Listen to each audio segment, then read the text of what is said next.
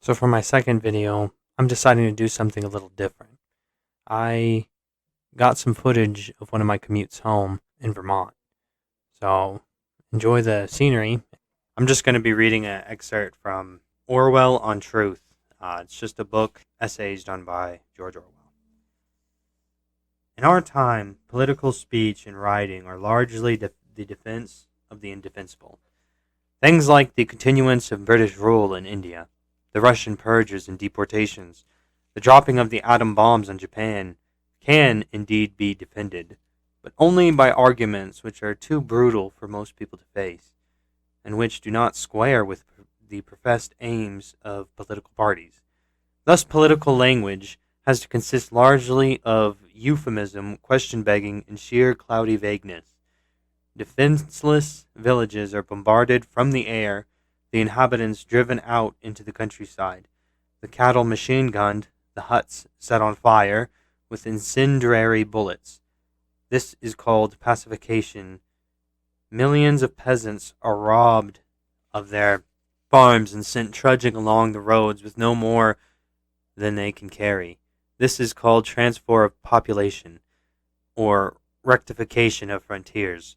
People are imprisoned for years without trial, or shot in the back of the neck, or sent to die of scurvy in Arctic lumber camps. This is called elimination of unreliable elements. Such phraseology is indeed needed if one wants to name things without calling up mental pictures of them. Consider, for instance, some comfortable English professor defending Russian totalitarianism. He cannot say outright, I believe in the killing off of our opponents, when you can get good results by doing so.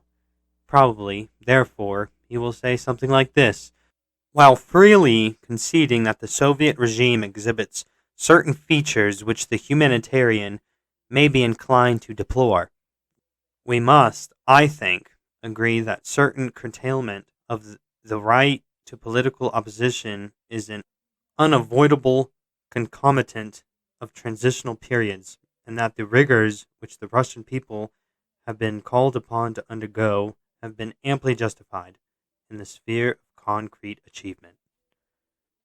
Agenda 21 is full of what Orwell calls political language. When they say to live in harmony with the Earth's carrying capacity, they really mean that they really ought to kill off some of the people. When they say sustainable development, they really mean relocation of millions of people to smart cities.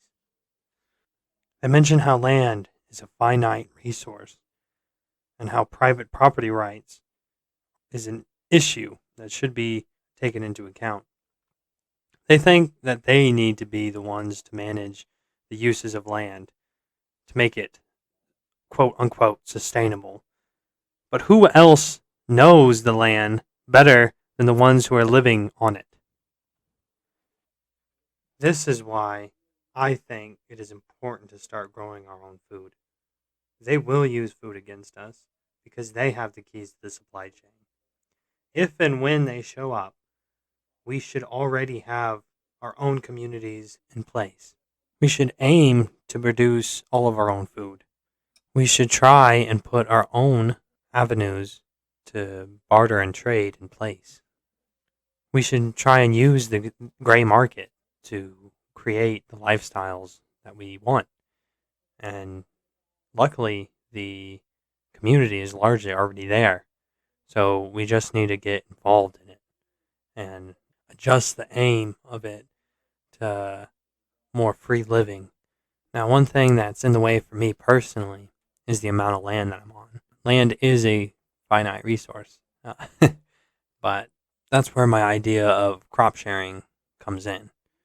Now, there's plenty of people out there that are just sitting on property and all they're growing there is grass. So if we were able to go and find all the people who are willing to use their land to grow, and all they are missing is the know-how, I can come into the equation and create a system there, a system that creates food and eventually would create money.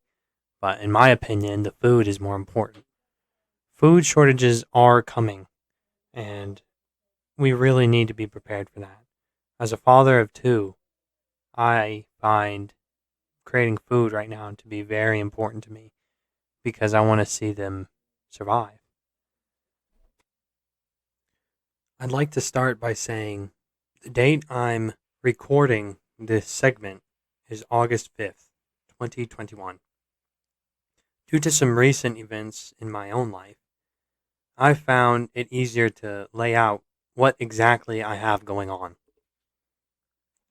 I'm working currently on a piece of property that is going to be an event venue, and I've been cleared to start a brewery and host 4 events a year. The next one is going to be on October 16th. I've planted hops there already, and I shouldn't expect to see any hops for about a year. In my backyard, I have barley growing, and I realize how little is there, but it's all seed crop anyway. Today, I was talking with a friend of the family, and he told me that his grandparents have a larger field I will be able to grow my barley in next year, which I find is very exciting news. So I'm thinking these 4 events I'm going to be hosting every year can act as fundraisers. The funds I get can come right back and fund my farming operations, where I can produce meat, eggs, vegetables, barley, and hops, which I already have started between the 2 properties I'm working on. Now, that event venue I was talking about earlier, the owner has agreed to let me start a farmer's market there for 3 days a week. Using this avenue, I want to turn all my products over to raise more funds. The barley and the hops will be turned into beer and sold at the 4 events every year to also raise funds. So, in the meantime, I have an event to plan for October 16th, which will be like a brew fest. And I have about $200 that we earned from the last event, which was 4th of July, to put back in to buy the materials to make 10 more gallons of beer. So, the events themselves we structured so that there'll be a raffle every single one. We'll sell food on top of that and glasses with the name of the brewery on them. And we will only fill those glasses, and each glass is $25 a piece, which would equal about 5 beers, which most people won't even drink anyway. One of the reasons we're deciding to sell beer this way is because you're not really allowed to sell beer without going through the government and getting their permission or whatever. So we decided that we wouldn't sell beer at all. We would just sell glasses, which they could put anything inside of. So another big part of a lot of the plans I have kind of going is the tree removal company that I'm working for currently. What they really want to do in the future is take the wood that we get from the trees that we remove and turn them into lumber with an Alaskan sawmill setup that we already have. So obviously with the farming operations that I'll be setting up, I'll need lumber to make raised beds for vegetables and also pens for animals to live in. Also for posts for when I'm, if I need to make fences, say if I do goats or pigs, I'll need a fenced in area. So lumber is a must. It's a big part of the equation, and it is ridiculously expensive. So we're looking at solving that one problem. There's also feed, which is rather expensive, and it's probably not going to get any cheaper anytime soon. So I'm looking currently into growing things, myself, that can feed the animals. So all the barley, which I have the seed crop already planted, already mentioned that. All that hay, besides, the barley head, which will be made into beer, can all be fed to rabbits. Most barnyard animals will eat barley hay. All the cover crops, I'm already planning to be alfalfa, timothy, and oat. So I'm just going to mix all these seeds together and plant them. As for the chickens, I'm growing sunflowers currently, also for seed, as well as corn, which I also plan to use for seed. Chickens will also eat pumpkin seeds. So next year I'll find an area and plant those things. Chickens will also eat most grains. So say if I have, barley, I could use some in the future to go into finding an area to grow chicken feed also, which is fairly meticulous. You'll have to have a formula. There has to be a lot that chickens need in order to produce eggs. So it's a problem all within itself, but I have time to work on it.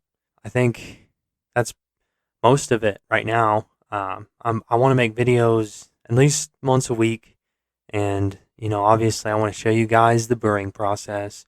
I want to show you guys the places I'm going to be working. I want to show you the projects I'm working on.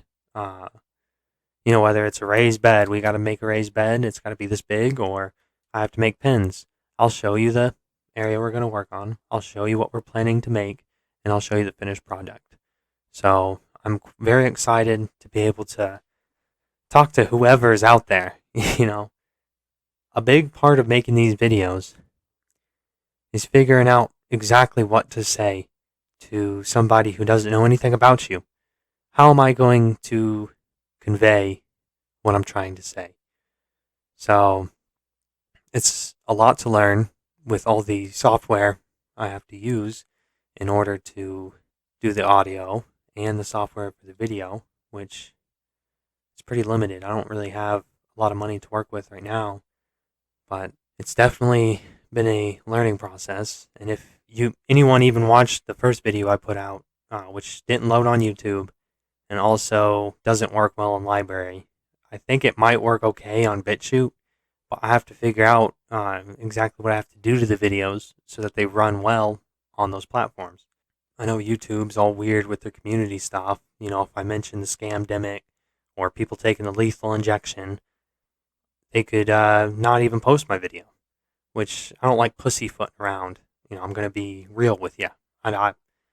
COVID-19's fake. It's not real. And right now my wife is currently working at a hospital. And at that hospital, they are saying everyone has to get the lethal injection. Well, luckily she had already put her 2 weeks in because she's working with me at the company, my friend Matt and Alan's company. And so she'll be able to get hours, I'll be able to get hours, and everything seems to be working out amazingly. I'd like to end the video by saying this. I truly think that our lives are kind of already mapped out. That's what it feels like to me.